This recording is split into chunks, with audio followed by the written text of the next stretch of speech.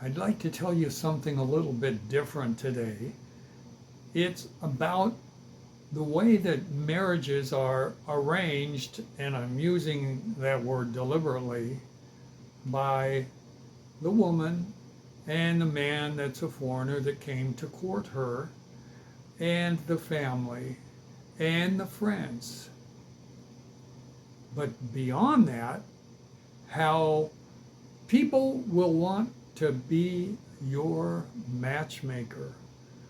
You will run into matchmakers if you set your priorities on meeting the right people.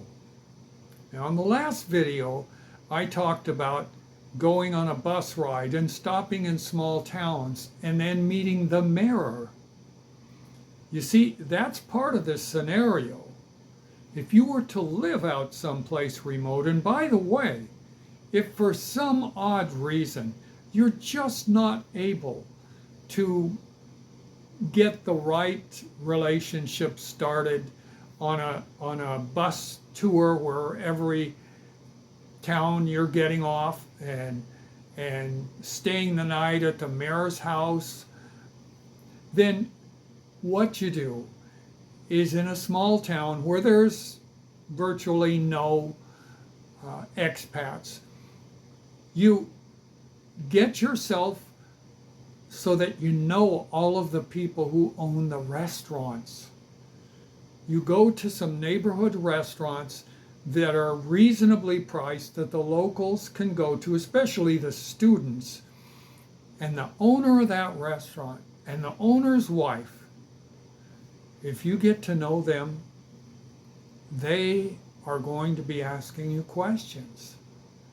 And again, it should always be a casual thing that, no, I'm not looking for a serious relationship per se, but if I were to meet the right woman, sure, I would entertain the possibility that it could become a long-term relationship. So you meet that pair, and they have friends too, typically business owners, and they have friends, and they also know the morals of the girls in the town and at the school. So they'll ask you, haven't you seen anybody you're interested in? So let me tell you how I came to know this. I frequented a particular restaurant, and after a few times, they got to talking with me. The owner did. He came out to deliver the dish. And at one time, I said, I've got a recipe for spaghetti that was given to me by an in-law relative years ago, and it's an Italian recipe, and it's one of a kind. And before I could even finish, he said, "You've got to make that here. We'll make it. You just give us the ingredients, tell us what ingredients we have to get and so forth, and we'll make it." And so I did that. And during the course of me getting to know them, they invited me to dinner at their house, not the restaurant per se. I can't remember at this point whether it was part of the restaurant or a separate house. And they were asking me, haven't you seen any young women that you're interested in? And or maybe it was just a casual conversation, and I mentioned this one girl at the university that was cute, the way she expressed herself and so forth. And they said, "Oh, who is she? I might know her father, or I might know somebody." They were ready to get me match made with this girl, where she basically wouldn't have any choice because her relatives and so forth would put the pressure on. This guy's available. He matches what you need, etc. And so you get in with the right people, the right local Filipinos, and they'll introduce you. And this brings up a different topic, because a lot of Americans, they just hang around expats. But what you need to realize is that in the Philippines, Americans can most relate to the people who are upper class or upper middle class, because they live their lives with their basic needs met. They don't have to worry about those things, so they have time to daydream, to actually watch videos like this, and to think about adventures. And that's what you're thinking about. Okay, well, the upper middle class in the Philippines, they have enough time to think about these things. And by the way, these age gap relationships, such as I'm in an age gap relationship, and I always have been my whole life since I started going back and forth to the Philippines. It, it's just a natural thing here. When you get to know folks that are in the upper middle class and upper class, is you'll realize you relate to them well. Even if you've been in as a laborer, no college, none of that stuff, you will still be thinking more like them than the common person over here. What do we call them? The muscular class. Okay? They're to be respected. They don't earn what they deserve. Not at all. Not even close. So here's the deal. You can do well in meeting the woman that you'd like to meet if you do it through introductions. Or you know them and you go about your daily life. You come back and visit them. What have you been doing?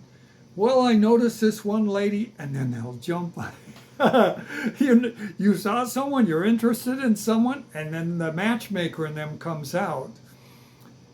I don't mean anything bad by this whatsoever, because the folks that do this have good intentions, and the result will be very good for you and the woman, even if it's a huge age gap. Here is the thing that so many foreigners don't get. The opportunity to be married or in a long-term relationship with a foreigner for 10 or 20 years or longer, it far outweighs what they have in terms of opportunity if they were to marry somebody who is in a very low income and is struggling to make it from day to day, particularly because they have no greater guarantee that he's going to stick with them than you're going to stick with them. In their minds, look, the local guy might take off, but if this guy takes off after 5 years, I've had 5 years of a life where I have bounteous food, I have shelter, I even have air conditioning, so many things that they would not have if they were in a local relationship. Now, on top of that, they're going to have benefits if you have children with them, because if you state you're going to take care of the child, even if you're not legally married to them, on a piece of paper and turn that into the U.S. Embassy, that you're going to take care of that kid until they're 18, they will qualify for U.S. citizenship if they're your child.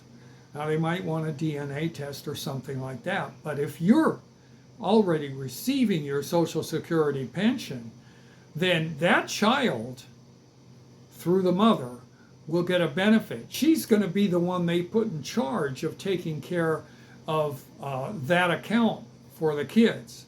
That's kind of a negative because, as you know, so many of the bureaucratic things they do in the United States are made to split up families. So they split that. They don't put it in your pocket. They put it in your significant other's who's having your children, her pocket. So it's a good idea to have 3 or 4 kids because that way it's split enough to where she's still going to need your support in order to make it. But you're not going to have to worry about the expenses for the children if you're on a Social Security pension. Okay, but back to this matchmaking.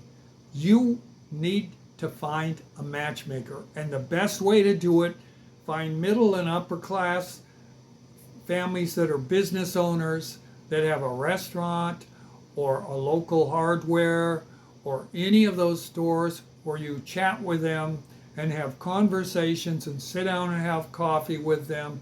Maybe find a local coffee shop where the local business guys go.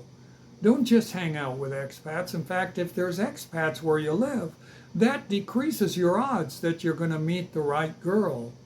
It's better to live in some place that has almost no expats, like Pagadian City and Mindanao, Davao.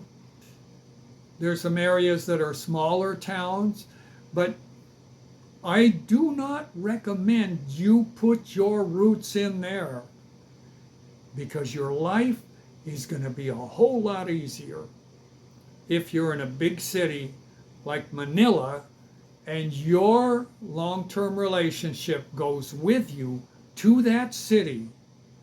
And then she can make all the friends she wants, all the ladies that can laugh and have fun and take off all the tension in her life in the condo you're living in Manila or even Cebu. I don't care for Cebu because they have no light rail transit, so you're stuck going in the taxis. And that's very much of a hassle when you're used to, like I am, having literally a mall under the condo that I live in and a grocery store and still rent under 300. Till next time, I love you guys. God bless you. I'll pray for you. And don't forget to subscribe, to share this, to put your comments and also to like it. Bye.